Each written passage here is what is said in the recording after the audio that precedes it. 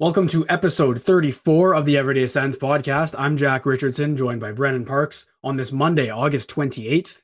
Training camp is getting closer and closer. Our next recording is going to be in September, which is kind of exciting. So this is the last August recording. We got through probably the slowest month in the NHL, probably in sports and in general. So, Brennan, how are you doing on this Monday? And we've got some Sens news to talk about. We're not going to do a comparison today. If you clicked on the link, the video to watch or listen on Apple or Spotify. So we're not going to do a comparison because we have some Sens stuff to talk about. So how are you doing today? Yeah, I'm doing good. I think it'll be a little different today. Instead of doing the comparison, we've got some news. I mean, if we want to call it news, I guess. Yeah, it's good, positive stuff. I mean, I think the main thing is that the ownership stuff is starting to come in, right? Obviously, that whole dilemma with Ryan Reynolds and whatnot felt like, to me, it feels like ages ago now. Like time has just kind of uh, flown by here since we were all in on Ryan Reynolds and then Michael Andlauer. But now we're starting to get the first little tidbits of information about what Andlauer is going to be doing. So yeah, we can get into that. But yeah, today it's going well, and I think it was confirmed. It might have even been the Locked On guys that said the rookie tournament will be on September 5th, which is in like a week or just a little bit more than a week. So I know Ridley Gregg and Tyler Boucher are going to be there. So yeah, that's something to look forward to. I think I'll be off that day, so I can be watching and covering that. That'll be great. But yeah, otherwise, I think today it's going to be little more of a news drop episode, which is nice because we haven't done it in 2 months now. So yeah, we can get on with that. Yeah, not that we don't like doing the comparisons because we do. They've been a lot of fun, to be honest. But this is the meat of it. We want to talk about the team and looking forward to next year and all of that. So we've got actually a couple things here. So let's start with the goaltending. Let's just start with that right out of the gate because this was kind of new today. It was Ian Mendes from the Athletic. Obviously had him on. He's a great friend of the show. So he spoke with Anton Forsberg, who says he is 100% healthy after tearing both MCLs, a freak knee injury that happened last season against the Edmonton Oilers in February, I believe. So he's 100% healthy. And it's not that he would come out, and say, I'm not. First off, for me, I think this is encouraging because he's doing this now and it's not in his first media availability in training camp. It's a sit down with Ian or a phone call with Ian, talking about how his injury is doing. And he's like willing to do that, meaning I think he legitimately is 100%. Not that he wouldn't be if he said it in training camp, because, Josh Norris did the same thing with the Coming in Hot show. He went on there and was talking and said he's coming back, he's gonna be fine. But I got a good feeling about this because it was a pretty big question mark, I think, and it'll be tough until we see him play. But what were your thoughts just seeing this headline this morning for Forsberg being 100% healthy, because it's pretty exciting for that tandem. Yeah, I mean it's crucial for Ottawa this year, and we talked about how Forsberg, in 2021-22, he was very, very good and an above average goaltender on a terrible, terrible team. So now coming in with Korpisalo, and obviously he included the fact that he's super excited to get to work with Korpisalo again. They played together in the AHL, won a championship. So I think Forsberg is kind of the underrated. How do you say it? The underrated, like, important part of this team, basically, is what I'm trying to say. Just because, like, I think, and it's a bit of a bold take, but I think he's going to play more games than people expect. Like, I think he could come close to splitting with Korpisalo in regards to games played if they're both healthy, which is not what most people would think, because obviously they signed Korpisalo to a monster contract for $20 million. So regardless, I think Forsberg is the underrated part of this team who, like, nobody talks about. I think it was Jay Fresh on Twitter who did like a fan ranking, so fans of just any team can vote on where, like, they rank each player, and they did it for goalies, and Forsberg was like way down the list, like below some guys who you would not expect him to be below. And it just shows you like how people really don't respect his game. Obviously it wasn't perfect last year after that really good 21-22 season, but at the same time, like, he was thrown into that bad situation with Talbot getting hurt right off the bat. And, like, I don't know, I still think he gave them a pretty reliable chance to win most nights last year, on a team who, again, didn't help him a whole lot defensively. So Forsberg for me is the guy who I, like, really appreciate because nobody else really appreciates him. And I think that, yeah, if he's healthy, he's going to be a big part of the team. He's not just some, like, scrub backup goaltender. He's actually someone who could play like 35 games this year. So keep your eye on him in my mind. And I think that, yeah, this was awesome to see. Two MCL tears is nothing to scoff at. That was a painful thing to watch too. They showed it during the game, and it was just awful to see. And obviously too, like, he seems like a great guy off the ice. He's a family guy, and it was a big blow to the team, and I think, like, a morale standpoint too. So seeing him, and I know he's been back in Ottawa and working and practicing with the guys who have been there, and Clevin, Tarasenko, and Carlson and all that. So it's nice to see him coming back early as well. And I think that, yeah, he's going to be a big part of the team. So love to see this and hope he is, in fact, going to stay healthy this coming year. Yeah, I mean, you're preaching to the choir here because I love Anton Forsberg. I've been a big fan since he's been here. I think that 2022 season where he was very, very good and underrated, I think the team rated him as, I think that at the end of the year, I remember them doing some kind of interview with all the players being like, who is the MVP of the season? And almost all of them said Forsberg, right? And what I like about Forsberg so much is that this whole time with Matt Murray and all of that, like they were both together for a couple seasons, and it was, who do you start, whatever. Murray couldn't stay healthy, which isn't really fair to him to kind of use that against him in this scenario that I'm kind of pitching here. But what I loved about Forsberg and what the team loves about him, because they weren't really hiding it, like he just battles and he works harder than anyone else, they say. I think DJ said something like he works harder than any other goalie he's ever seen. So to me, that's just, I love that. So it's not a surprise, I should say, that he's 100% healthy, because I think in Ian's article, he kind of states that it was the kind of injury where he could avoid surgery by doing an aggressive rehab, which it sounds like he did. So, and it's not just tearing both MCLs, it's doing it on the same play. So usually if you injure a knee, you can still at least have one leg. And actually, to be honest, maybe this worked to Forsberg's benefit is I've never had a significant knee injury or leg injury, but from people I know and what I've seen is if you injure one for an extended period of time and you can't move it, the other one just gets so strong. And then when the other one's healthy, you have to kind of balance it out. So like one of my friends broke his leg when we were, I don't know, 13, 14. And his left quad was way bigger than his right, because his right one, he couldn't move it for months. So my point is, if Forsberg injured both, it's probably easier to just build both back up instead of having one. And I could be completely false if there's like a doctor listening or anything. Don't quote me on any of that, but that's just speculation. But also, it's more about the point that he works extremely hard. So it's not a surprise, even at 31 years old, 30 years old, he's able to bounce back like this. Now, he needs to play. It's way easier said than done. So I'm really hoping he can get back to that level, because he did show flashes of it last year too. Like he wasn't, like you said, he had a struggle of a year just health wise and consistency wise. But I think overall, actually during that stretch that he got hurt, I think he was starting 5 games in a row, and he won all 4, including a back to back. Like he was hot, so he was picking up steam. So yeah, I mean, do you want to just touch on, let's talk about that tandem, like the tandem of them a little bit, because it's not just on paper we think this might work. It's a rare instance where it has worked elsewhere. They won a Calder Cup together with the something Thunderbirds. It was Lake Erie. They won Lake Erie, not even Thunderbirds. I don't even know what I'm talking about. The Lake Erie Monsters for Columbus's farm team. They won the Calder Cup together as a tandem. I don't know if that's ever happened where a tandem in the AHL has gone on to be a tandem in the NHL at a different place. So what do you make of that? And just now that we know he's going to be healthy and it's not a question, we can actually go in and start fantasizing about this. Yeah, and that was part of the reason why they wanted to acquire Korpisalo too. I think that's why he was on their list a little bit, because they signed Forsberg, and then now they can go out and get a guy who he's comfortable with. I haven't played goalie in the past, but from the guys I've talked to, it seems like tandems are a pretty interesting sort of thing, because it's competitive and you're playing for playing time, like you're playing for a starting role. But at the same time, you're leaning on each other, right? You're working with that guy every single day. I think that was, and I think you alluded to it before, like having 7 goaltenders last year, that was not easy for anybody, because it was just a revolving door of people coming in and out. And that's not just for the guys playing, but it's, for the starting goalie. When Talbot's healthy, when Forsberg's healthy, like they're never healthy together. You're trying to lean on somebody, but you've got nobody, because you've got a bunch of young guys coming in, like different guys every single day, right?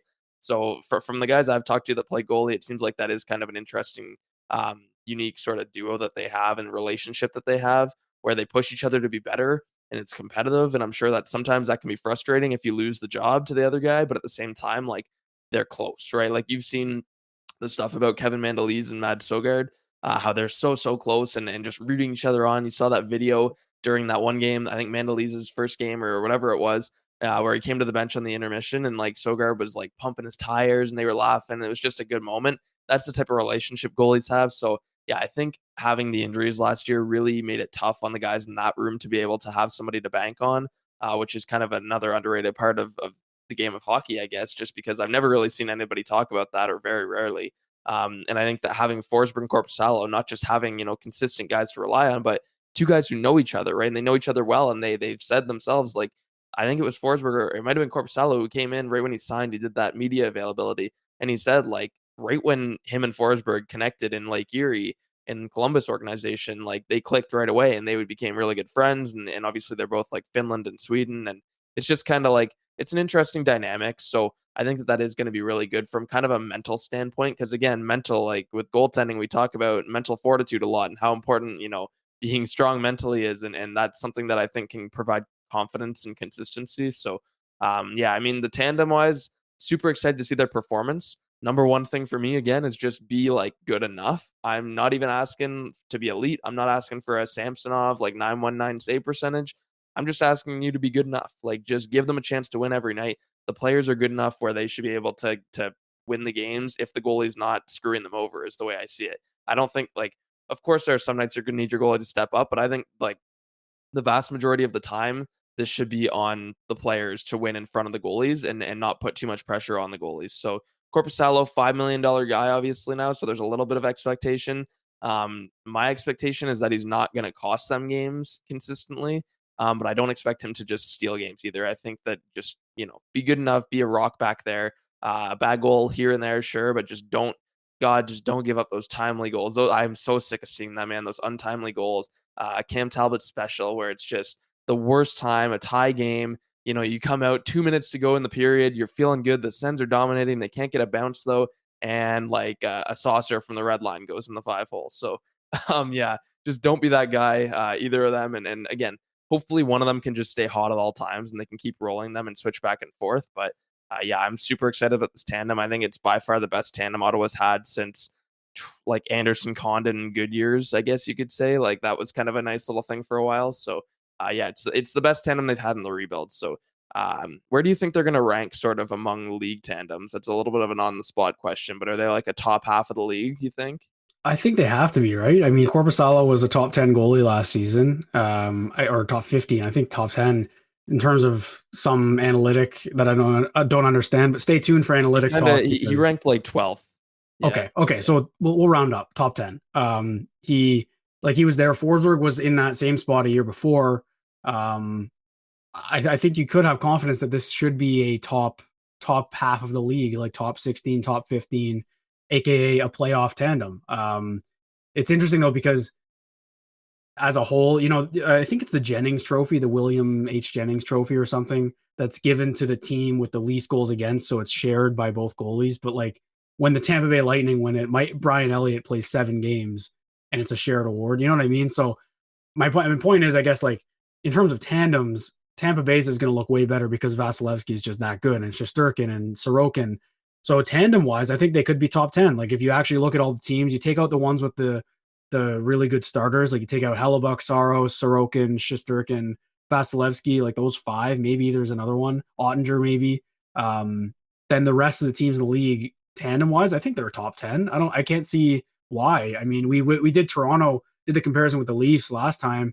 They don't really have a tandem until Joseph Woll proves he can do it. Like, is Samsonov going to go out and play 65 games? So I don't know. Like, I think tandem wise, they rank pretty high. And I like what you said though about the timely saves and everything. Like, they just have to stop the puck, and you'll be a fan favorite in this city, because like you said, the team is good enough to not need a goalie to carry them. Now, there's going to be games every now and then. There's going to be a game where Korpisalo stands on his head first star of the night. Forsberg does the same thing the next night. Then there's also going to be games where the Sens get 40 shots and the other team gets 20, and it's somehow a 2-1 loss. Like, those are probably going to happen at some point. It happens to every team. It's just about limiting them, because I think they happened way, way too often last season. Like, how many times did the Sens play? And personally, for me, I was pulling my hair out because they couldn't score, and then they'd go back down the other way and let in a soft one. Like, how many times did that happen? At least every other game, it felt like that was the case up until February, let's say. So that's where, like, it's all about consistency. Like, even, and it sounds kind of bad, but consistency has a positive connotation to it. But you can be consistently like a 905-ish goalie, but just bring that every night. And I don't think that's too much to ask for. Bring what you bring every night. Don't fluctuate up and down like Cam Talbot did. or Matt Murray did. Like they just have to provide a stable, consistent crease for this team because they're a young team and they're a young team and they're going to get down on themselves when they can't score, whatever it is. And that all comes to goaltending. It's the most important position in hockey. So that's what I've got on the tandem. I don't know if you have anything else about the goaltending. I was very excited seeing that Forsberg's 100% healthy. Yeah, I mean, I think I just want to add that, like, I totally agree with your point. I think it's better to have a goalie who's like 905 every night than have a goalie who's 915 than 895. Like, I'd rather have the consistent thing than having a guy who's fluctuating, regardless of if that means that guy that's fluctuating is giving you maybe a few better games, but they're also giving you worse games. I don't know. Consistency, I find, is everything with a young team, especially. But in hockey in general, like, it's so easy to get into a slump, right? Where you just start you kind of lose that momentum that you have, and it's so easy to get into that. We've seen it with Ottawa in November consistently. So I think that goaltending is kind of the necessary factor there, where you need them to be consistent enough to provide you with a chance to get out of that slump. And if they cost you a couple games in a row, goaltending, it can very quickly lead to that slippery slope, right? So I think that the hot start is going to be very reliant on goalies, and we really can't afford to have Korpisalo and Forsberg struggle out of the gate. A lot of it's going to be to just come out hot and give them a chance to earn a positive record over the first maybe 20 games or so. If you're even or negative after the first 20 games for Ottawa this year, it's going to be a tough look because like their schedule is favorable. They're all healthy to start. Like there's really no excuse to be a negative team at that point, a quarter into the season. So goalies are going to be huge this year, but like we said, our main point is just consistency. It's not to be elite. It's not to have Korpisalo be a top 5 goaltender in the league. No, it's just to be good enough and to give the team a chance to win. So that's all I've got on the goalies. But yeah, Yeah, so we'll kind of segue that into some analytics talk. But another point, though, on the goaltending, how many times have we talked about getting that extra goal in November when they lost 7 straight by 1 goal? What about getting that extra save? That also matters, right? An extra save would have pushed those games to overtime. Like all these things, just it's a game of inches, right? And getting an extra save, getting an extra goal here and there, that's the difference between making and missing the playoffs. And it's the difference in the playoffs between moving on and not moving on. So we'll see how the goaltending can hold up. Obviously, it's great news that Forsberg says he's 100% healthy. I can't wait to see him in camp. I really hope he just hits the ground running. And I mean, a lot of rest for him, so it might take some time. But let's transition into some off ice stuff. It has not been confirmed by the team yet. So that's a little, I don't know. I don't expect it to because it's kind of a, I don't know. I guess teams do announce it. Anyway, I'll stop bearing the lead here. According to John Rodenberg from TSN 1200, he tweeted out last night that the Sens have hired Sean Tierney, who is a analytics hire. Doesn't really specify his role, but that will be probably cleared up when the team announces it. As the first full-time analytics person in Senators franchise history, which, man, it's 2023, feels like it shouldn't have taken this long. Tierney worked for Sport Logic recently. He worked in Hamilton under Michael Andlauer, so this is clearly an Andlauer hire, who also passed the NHL Executive Board test. I think we touched on that a little bit, but that it was a formality, but he still passed it. So it's just in the coming days, it'll be finalized. So this is the first hire that he's really done. I mean, people left. They parted ways with Anthony LeBlanc, and I believe he got someone else. Obviously, Trent Mann was dismissed, but this is the first Andlauer hire when it's officially confirmed. So it's kind of a lot of analytics people in the community are known to have come from Ottawa. Like they have family here and grew up here, which is kind of interesting.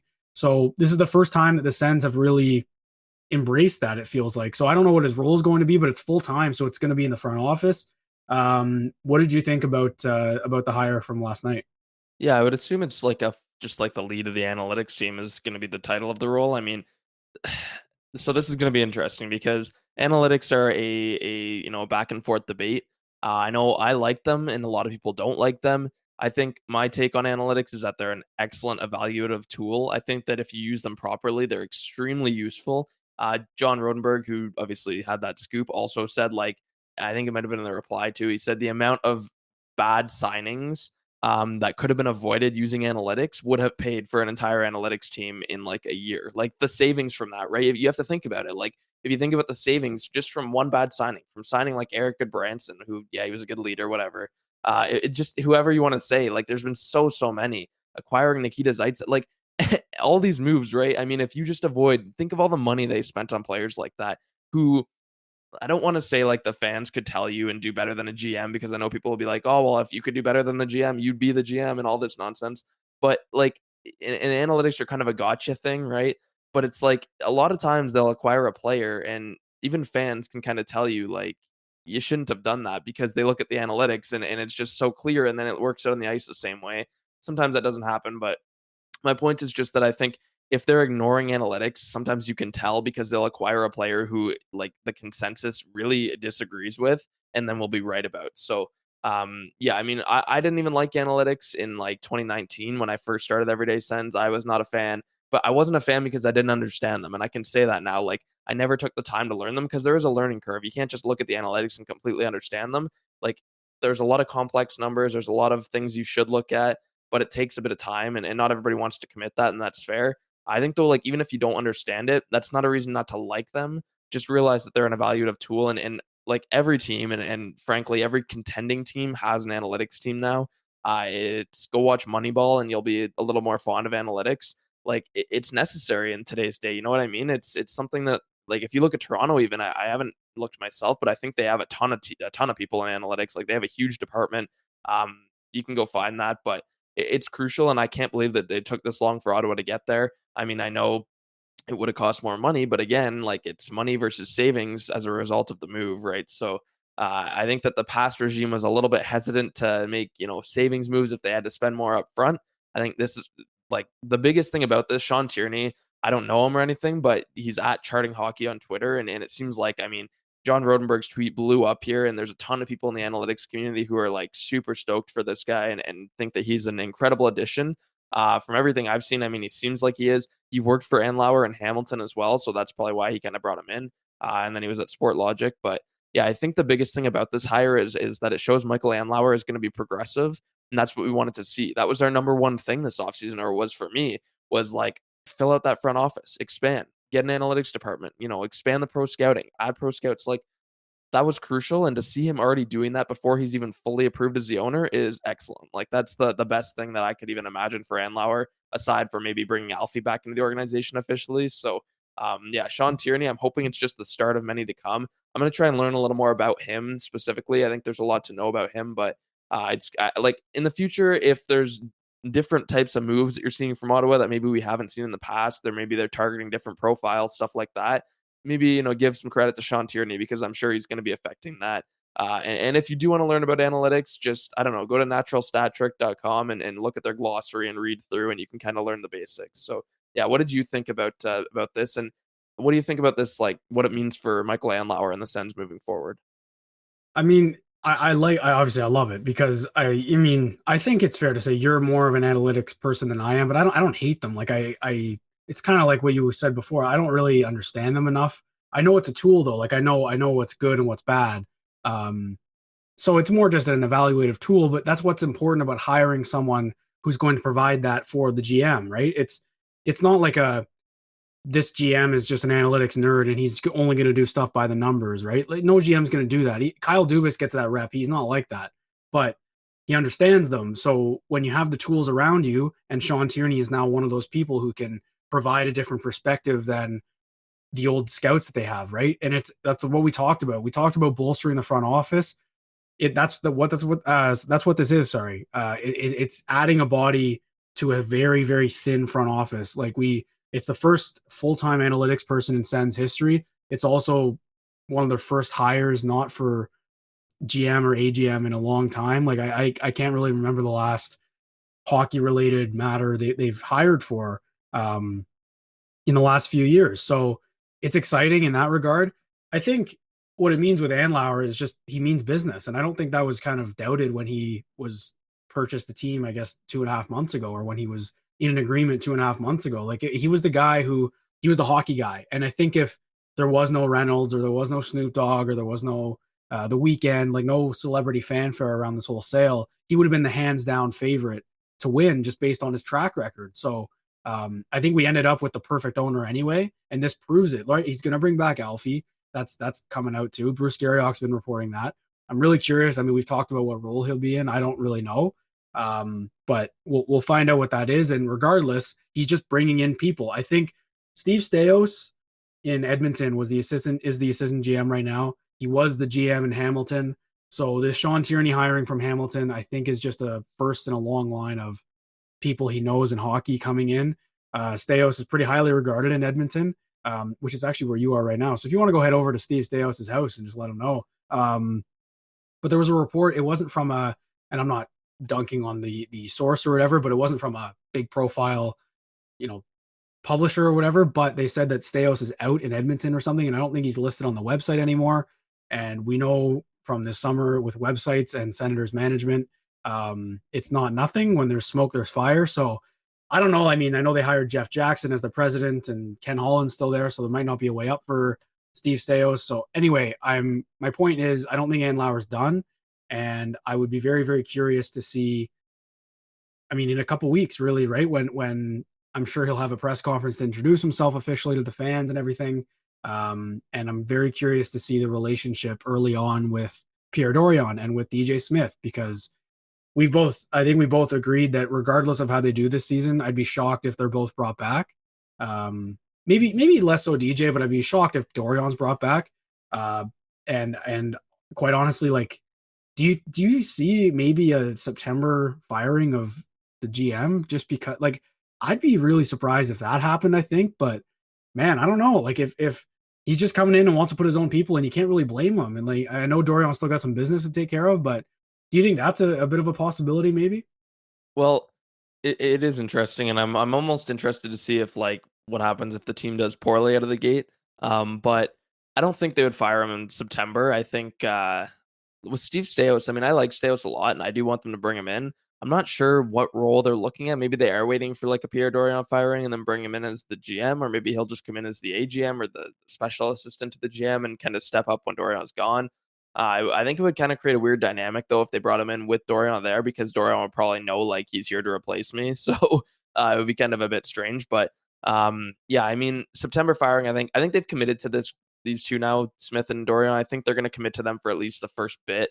I don't know. I mean, Michael Andlauer, the thing I love about him is that he's competitive. He wants to win a Stanley Cup, and that's his goal. And I know everybody says that when they come on, but you can really tell with Andlauer, given his hockey background and the fact that he's won in the OHL twice, he's won in the AHL. Like, you can tell that he's going to do what it takes to build a winner. I know there was that story about the AHL, how he paid out of his own pocket to like afford to sign certain players and stuff way back in like the early 2000s, because he wanted to win, so he didn't care about the money. He wanted to win, so he spent his own money on it. Um, and it was kind of a weird thing, but it was like it just shows his drive to win. And I think that's the best thing for Ottawa, is somebody who's going to commit to the team and winning and not just, profiting. I think there were a lot of other groups bidding. And I mean, don't get me wrong, like, let's not be naive. He still wants to make money too, but like, I think he's smart enough to know that with winning comes money. And that's something that the last regime, for whatever reason, didn't seem to understand, is that with winning comes money. Like, if you make a deep playoff run, you're going to make a ton of money. You're going to be rolling in cash. So, like, spend more money. Again, we come back to this whole spending money up front to make more money later, right? That's kind of the whole thing that Eugene failed to realize, is that you have to spend money to make money. That's just how the world goes round. And obviously knows that as like a whatever he was, a millionaire and billionaire, but like, I think Andlauer, like, he's more committed to the hockey side of things, and that's something that I love to see. Which is why I feel like if they get off to a slow start, he's not going to be shy to pull the trigger and get rid of Dorion, DJ, both, one or the other, like whatever it is. I think that there's going to be firm expectations. I'm sure he's had the talk with them already. Um, but yeah, I'm very curious to see how that goes. That will be the one thing, if they do get off to a bad start, unlike in years past, is we can be a little bit more excited, because it'll be, probably be some fairly significant changes right off the hop. So keep an eye on where they are in November. I'd say if by the end of November they're like not in a playoff position, I'd almost think that's grounds to fire. Like, that's grounds to make some sort of a change. But yeah, like, I think this hire of Sean Tierney, just like I said, it goes to show you what Andlauer is going to be doing. I think it's the first of many. I think Steve Stais is going to be one of the next, but at the same time, I'm expecting like they're going to probably fill out that analytics group a little bit more too with Sean Tierney. They're going to, just add more and more people to the front office, and that's exactly what we wanted to see. Yeah, expectations are everything this year, and Michael Andlauer, I mean, we've seen it in the past with him. He's here to win, and that's all it is. So, yeah, hopefully this is the first of many to come. But Pierre Dorion, DJ Smith, certainly on a short leash, and yeah, like, Would it be fair to say, do you think that they are probably both of them are the hottest? They're on the hottest seat as coach and GM of any team in the league. Like, I honestly think they are. I can't think of someone else. Maybe like Sheldon Keefe. Like, I don't even know. Like, We say Keefe every season, though. I I think like know. Yeah. everyone thinks he is, and like I would imagine he's kind of safe-ish now. Yeah. Um, but yeah, no, I completely Mhm. think so. I think DJ especially. Um, Mid-season GM firings are a little bit more rare. Those are usually end of season. So I would say DJ is much more. Um, but it is a weird situation. Like ownership stuff, it kind of makes it a little bit fuzzy. I remember when I think the last big sale or last sale actually that happened was the Penguins in 2021. And I think that was reported in fall of 2020. And then they came in February of 2021. And then they put in Hextall and Brian Burke and all them, who obviously they fired recently, but it was a pretty quick turnaround. So maybe it's possible. Like, I'm not really sure. Uh, yeah, like it's. I would definitely agree though that DJ is on the hottest seat of any coach in the league by a mile, and I think the Athletic had a survey out earlier in the summer, and he was by far the favorite to get fired. Unfortunately for DJ, but or maybe not favorite to get fired, but just like who is most likely to. So yeah, actually, I just did a pretzel. Yeah, he is Well, the most likely to just get adding fired. to that too, I know we were going to talk about some of Brady's quotes. One of the things Brady said was he doubled down again on how much the team and he loved DJ. So it's that weird dynamic of like if Andlauer comes in as a new owner and immediately fires DJ, who Brady, Tim, I mean every player on the Sens that has talked to the media about him has just praised. And again, you're going to praise your coach. You're not going to say, "Oh, I hate that guy," like he's your coach, but they've gone out of their way to really praise him, right? So I think it'd be a weird dynamic too if they do fire DJ in like November. I mean, the players know it's a business, but like Brady just recently, like last week, went on about how much DJ has done, and he wouldn't be the player he is without DJ. And Tim said the same thing. So it's tough when your top players are going out of their way to praise the coach who is the most likely coach to be fired next. Like it's a weird dynamic. So I'm interested to see kind of how that goes if they aren't performing well this year. Yeah, well, that's the thing. Look, I love this core. I love Brady, Tim, all of them. They're gonna have to learn the business side of it eventually. And I'm sure the DeBrincat stuff, like Batherson actually said recently too, he was like, I was pretty close with DeBrincat, like it sucked. Um, like they're gonna learn that part, but I think the biggest thing is DJ. Like eventually down the line, he's not gonna be their coach anymore, and they're gonna have to accept that. Like they're gonna have to realize that that's just the way, like coaches don't last for decades. Coaches don't last for 8-year contracts. It just never happens. Joel Quenneville in Chicago, obviously there were other issues happening, but that wasn't why he was fired in the first place. He was fired because he had a bad couple of years, and the core in Chicago, who won 3 cups with the guy, said, "I don't really think I can.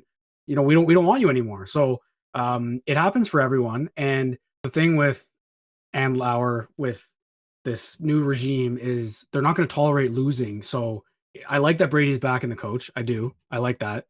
But if they go out and they're 500 by the time they go to Sweden or the trip that they take, DJ can't be the coach, and the captain's going to have to accept that. So again, like you said earlier, I'm kind of curious to see what would happen if they fall out of the gate again, because we said that last summer. We said it the summer before that they need a good start, and it didn't happen both years. So I'm really curious. Like, I don't know. What do you make of all the backing of the head coach and everything? Because it's not a bad thing. I don't think. I think it's better than the other way around. He's not going to go out and you know take a shot at DJ in the summer in the media. But what's your take on all that? Yeah, I find it kind of I don't know. I mean, I like it. Like it shows the kind of team aspect again where they, everybody's very close in Ottawa. I think that's the unique kind of perspective that they hold and that everybody says. A lot of the new guys coming in, I think Chikrin said it too, where they come in and you can immediately feel like this connection that you don't feel in other places. That's the thing that Ottawa has is they're very tight knit. And I think that's because a lot of them, right, they got drafted through the team and they've kind of come up through this rebuild together. Um, Going with DJ though, I mean, I've been someone who's not super high on DJ as a coach, and I love his personality. I love his motivating ability.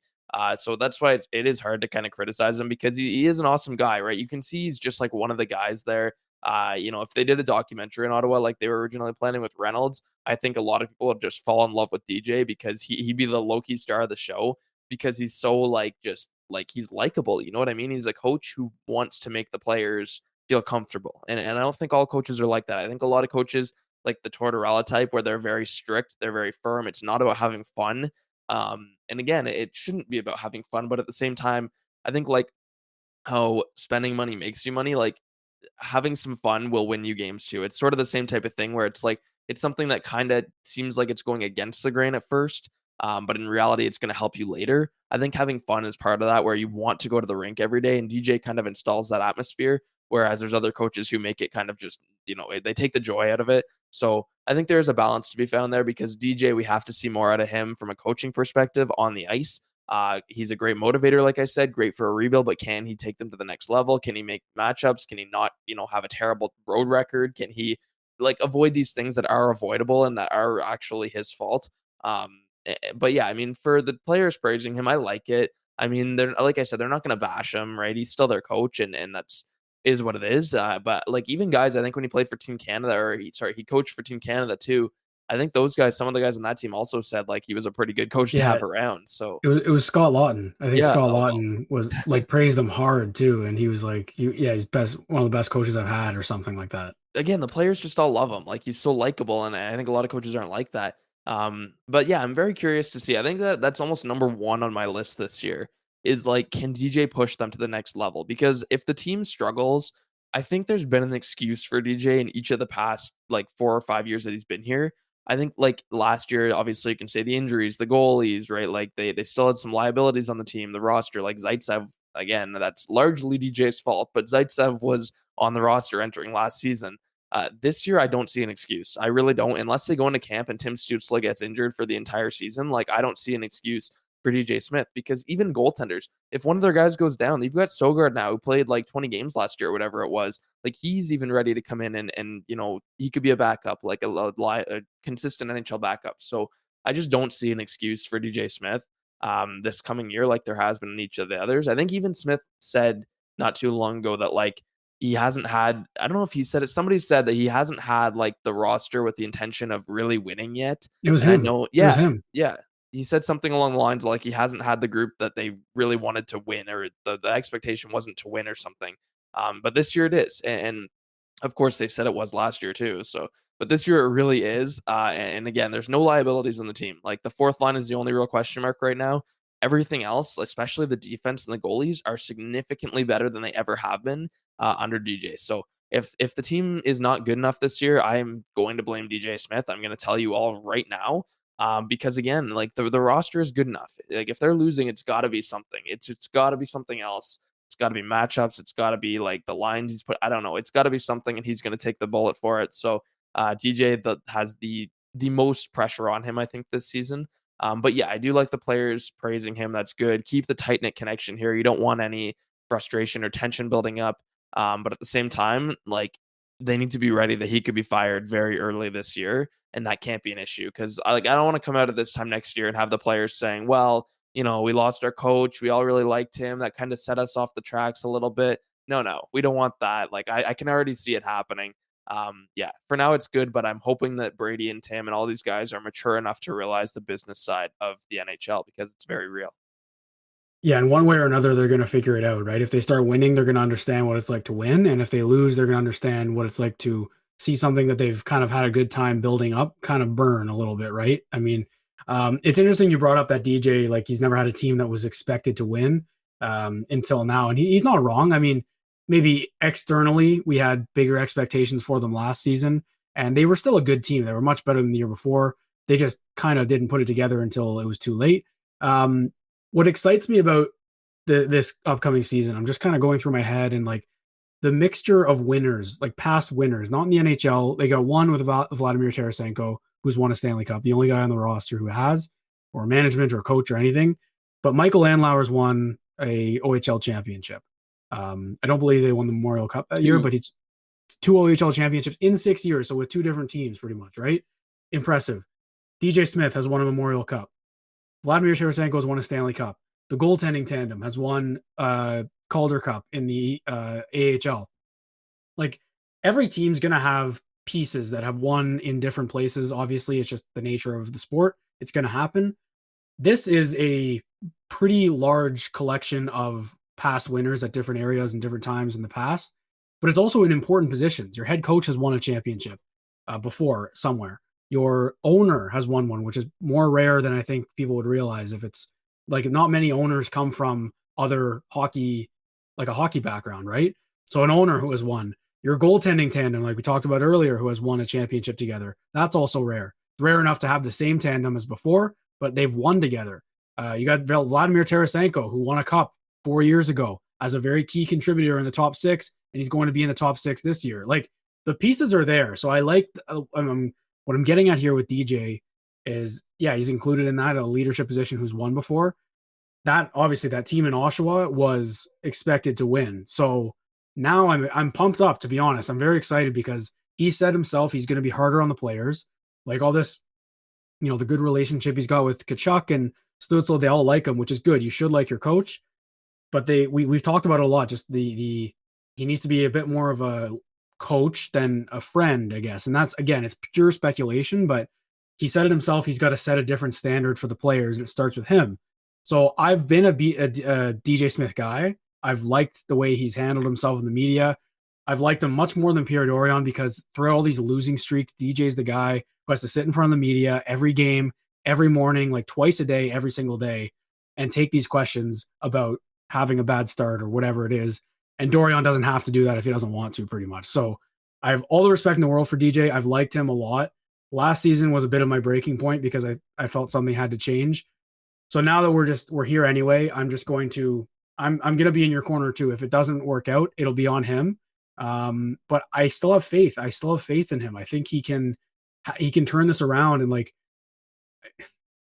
I don't want to say like if they brought in another coach, and we were talking about it all summer, right? We talked about Patrick Waugh. We talked about all these other guys who were available because we didn't know what the case was going to be. And frankly, I think DJ thought he wasn't coming back. I think that's pretty apparent, like just in the way he was handling himself. But by the draft, he knew.